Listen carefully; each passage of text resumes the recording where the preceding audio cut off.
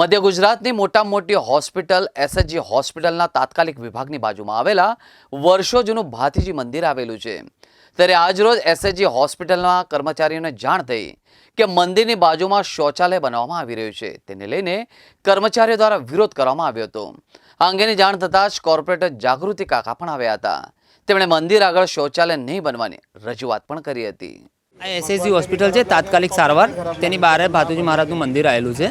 તેની બહાર અમને જાણ થઈ હતી, બોલે આવી રીતના સંડાસ બાથરૂમ બનાવે છે મંદિરની સામે પ્રોપર। એટલે અમારે તે મહારાજ છે એમને અમને જાણ કરી હતી, બોલે આવી રીતના સંડાસ બાથરૂમ બનાવે છે। તો અમે કોન્ટ્રાક્ટર જોડે વાત કરી તો કોન્ટ્રાક્ટરે એવું કીધું, બોલે અમને મંજૂરી જે આપી છે એ પ્રમાણે અમે સંડાસ બાથરૂમ બનાવે છે। એટલે અમે લોકો એવું કીધું કે મંદિરની સામે સંડાસ બાથરૂમ ના બનાવો, બીજી જે કઈ જગ્યા હોય ત્યાં બનાવો। પહેલા બી તો અંદર છે જ ને?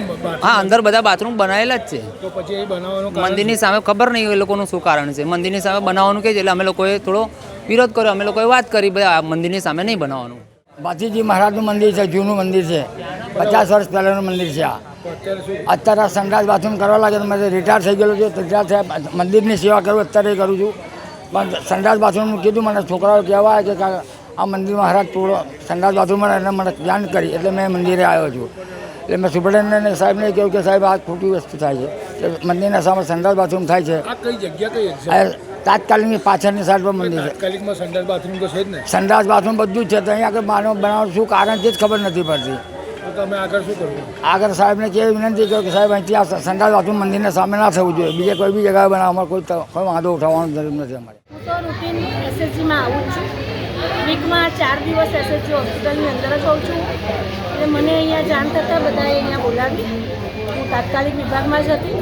પણ જો અહીંયા આગળ ટોયલેટ બનતું હશે તો નહીં થાય।